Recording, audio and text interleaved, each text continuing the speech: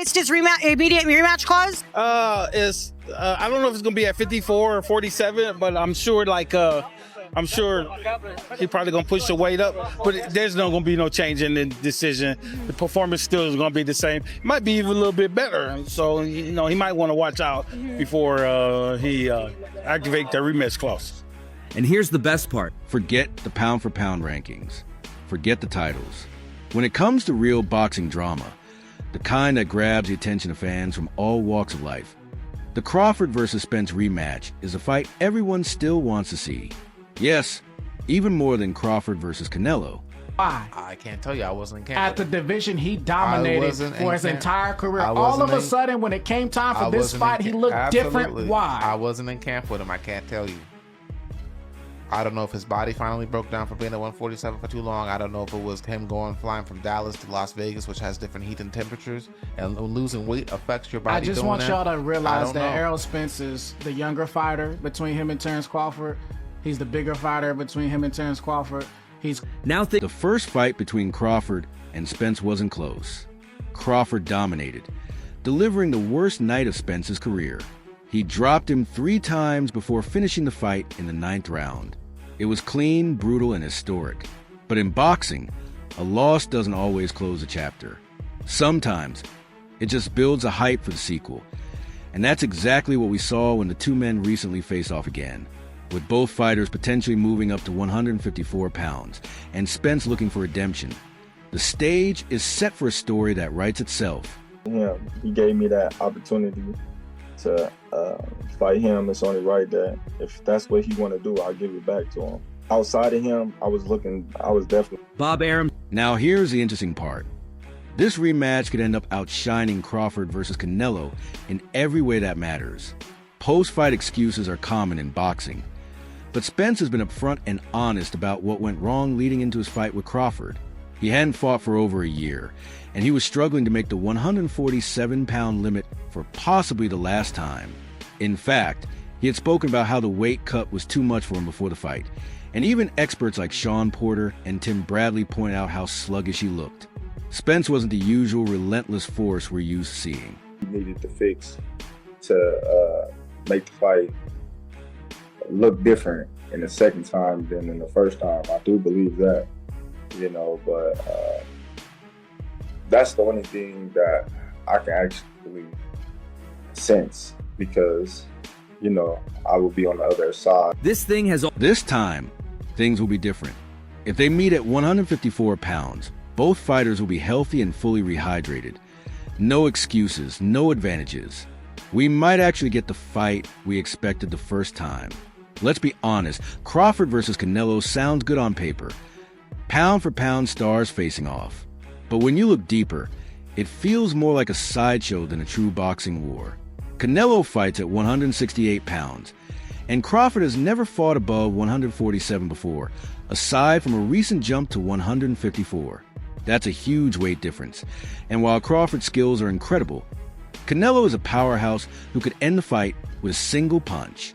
Crawford's brilliance might make a chess match, but the power gap is huge. Who he beat? Undisputed? Look who he beat. Look who he beat.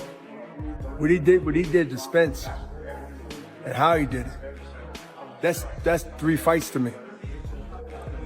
And it took 4 fights out of Spence, right? Yeah, I'm a fighter, so I can tell you when you get punished like that. Yeah, I was there ringside watching the fight. It takes a few years out of you. Don't see the years right now, but it sort of takes something out of that person.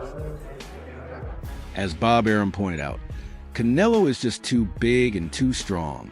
And when he was promoting Crawford for over a decade, he always stressed the same point. What's more, there's no personal tension between Crawford and Canelo. The build-up would rely heavily on media spin and manufactured drama. But with Spence, the story is different. There's real tension, real stakes, and fans are already deeply invested. Man, you got whooped. Which rematch? Crawford and Spence. Oh, yeah. The Spence fans. Spence fans, they hold it out. They believe, they man could get it back. Yeah, well, that's what makes a fan. So they can hope all they want. I don't want to see it. Let's talk numbers. The first Crawford-Spence pay-per-view sold around 700,000 buys, a strong number for a boxing event without big-name crossovers like Floyd Mayweather or Canelo. It shows that the fight had genuine interest from boxing fans.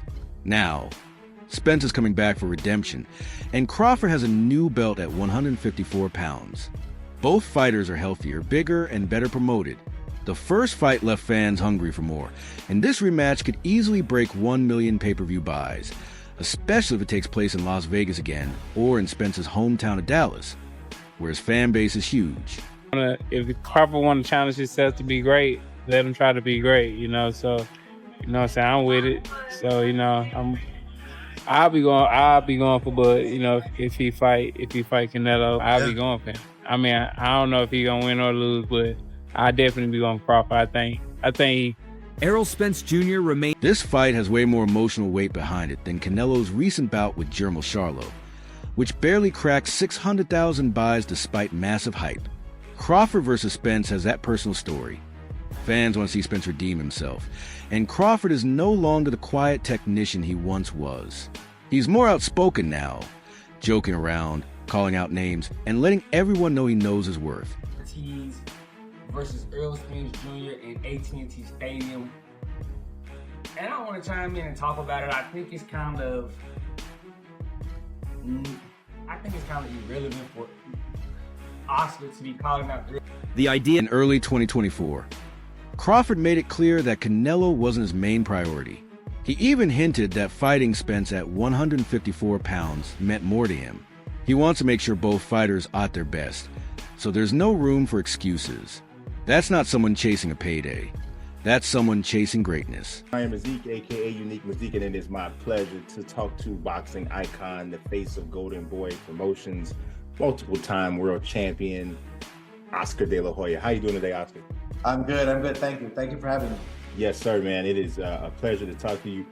One of the first things that I want to ask you is talk about Virgil Ortiz Jr.'s performance. I'm gonna be honest with you, Oscar. I expected him to have trouble. It sells itself, but let's be... Spence, on the other hand, has been dealing with critics ever since his loss. Some say the car crash changed him. Others claim the surgeries affected his timing. He's heard it all, and now he wants to prove everyone wrong. Crawford, for his part, has faced criticism too. Some people believe he only beat a weakened Spence. So what's the solution? A rematch at 154 pounds, with both fighters healthy, no excuse. Anybody, I don't care if it's Boots, I don't care if it's Thurman, I don't care if it's Spence or anybody. Crawford, I really don't care. I would love to fight someone. He's a fighter. I don't think of him, he's just, if he fights him, he fights us, whatever. Virgil Ortiz Jr. isn't just another... That controversy is exactly what makes this fight so appealing. It's already sparking debates online, with fans discussing whether Spence was really at his best during their first fight. That kind of tension fuels excitement. It's what draws people in. Well, I'm trying to fight the best, but I mean, you see that it's not up to it's not under my control. Like if it was under my control, I would have fought the world champions already at 140. I would have fought him at 147. Fans might not be clamoring for Spence Ortiz yet, but that could change fast. Errol Spence is still one of the most talked about names in boxing, but it's not because of recent victories. It's because of what might be left in the tank, or what might not be. Meanwhile, Crawford is continuing his quest for greatness. He's even hinted at moving up to 168 to face Canelo. But Spence's future is uncertain. He's somewhere between redemption and doubt. The rematch with Crawford could be his chance to prove himself, but Oscar De La Hoya is also eyeing a potential fight between Spence and Virgil Ortiz Jr. in Dallas. This fight could flip Spence's narrative, or it could bury it. Virgil Ortiz Jr. and Errol Spence in Dallas Stadium is generating buzz. Spence hasn't fought since his loss to Crawford, leaving questions about his comeback. Ortiz is in his prime and hungry for bigger challenges. Is this a fair fight, or a setup for a comeback story, or beatdown? The stakes here aren't just wins and losses. Ortiz is a young knockout artist who's just hitting his peak. He's undefeated, and his popularity is growing fast. A fight with Spence in front of a packed stadium in Texas would be huge, but it's also a dangerous fight for Spence. After a 2-year layoff and a humbling loss to Crawford, is Spence ready to face such a... Come back from it. I just don't know that Spence was young enough to take that kind of beating at this point. That's where you have the question mark. I think if Spence was 25 years old, for argument's sake, you know, that hungry determination can bring you back. But 33, you know, you're rich. You've made a lot of money already too. It's a bit tougher, I think, to come back from that. Ortiz is no joke. At 23, he's already racked up 21 knockouts and is quickly making a name for himself. He just scored a huge win over Israel Madrimov, who went toe-to-toe with Crawford at 154 pounds. Some believe Crawford struggled with Madrimov, but Ortiz handled him more easily. This raises questions. If Ortiz is handling the same opponent with ease, could he be an even bigger threat to Spence than we thought? A couple of times at the end of the round where he was trying to steal it around, but I just was trying to counter him, but at the same time, he had a good game plan. He had a lot of feints, and I was just trying to dictate when he was going to come. A lot of times I was wrong.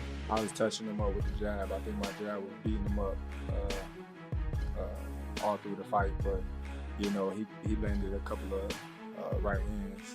The irony is fans may not be begging for Spence versus Ortiz yet, but that could change fast, especially after Canelo's next fight.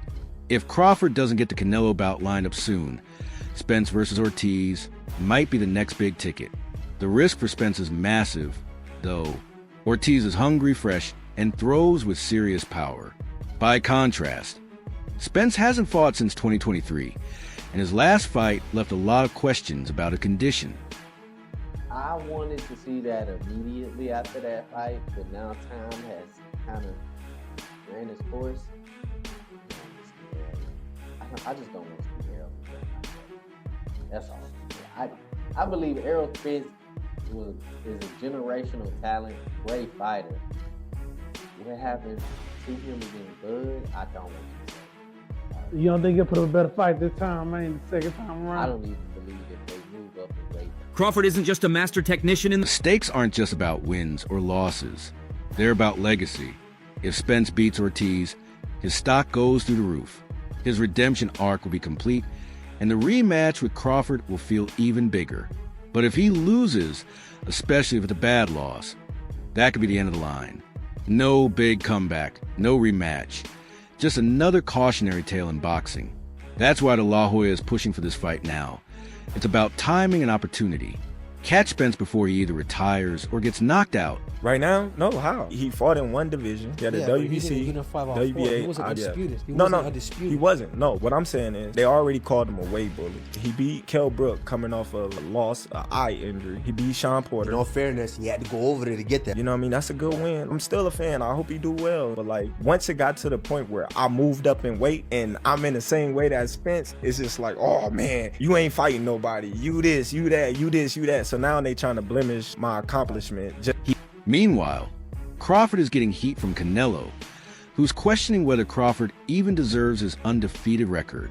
Canelo believes Crawford's win over Madrimov wasn't dominant enough to deserve the praise he's getting. Crawford barely scraped by, while Canelo is looking for someone to challenge him on his terms. Right now? No, how? He fought in one division. They already called him a weight bully. He beat Kell Brook coming off of a loss, an eye injury. He beat Sean Porter. In all fairness, he had to go over there to get that. Like I said, you know what I mean? That's a good win. He's a 3-division. It's all adding fuel to the fire. Crawford dominated Spence, yet now people are critiquing him for a tough win at 154. And while Spence is being called damaged goods, he could still walk into a massive fight against someone like Ortiz. See why he is who he is, you know? For sure. Rematch? I like the rematch. I want to know how healthy Errol is, and but I think that a lot of fighters that aren't able to make adjustments in real time, they're able to go back to the gym and right a lot of wrongs and come back better. Let's not forget, Crawford isn't just a master in the ring. He's also proving to be a genius outside it. His latest comments on Spence, delivered in a relaxed interview, have set the boxing world on fire. He not only downplayed Spence's career, but but also questioned whether Spence's resume really qualifies him for the Hall of Fame. Just to boost him up. I'm like, dude, you're not gonna do that. Because I can retire right now and be in the Hall of Fame. He couldn't. Everything that I've accomplished, he's still trying to accomplish. I don't want to sound like I'm hating on him. I honestly don't know if he make it to the Hall of Fame with the accolades that he didn't got. Right. Crawford's not holding back. He says he could retire right now and be a Hall of Famer. But Spence hasn't achieved the same level of success. He points out that Spence has only fought in one division, never unified all the belts, and didn't come undisputed. Something Crawford did in 2 weight classes.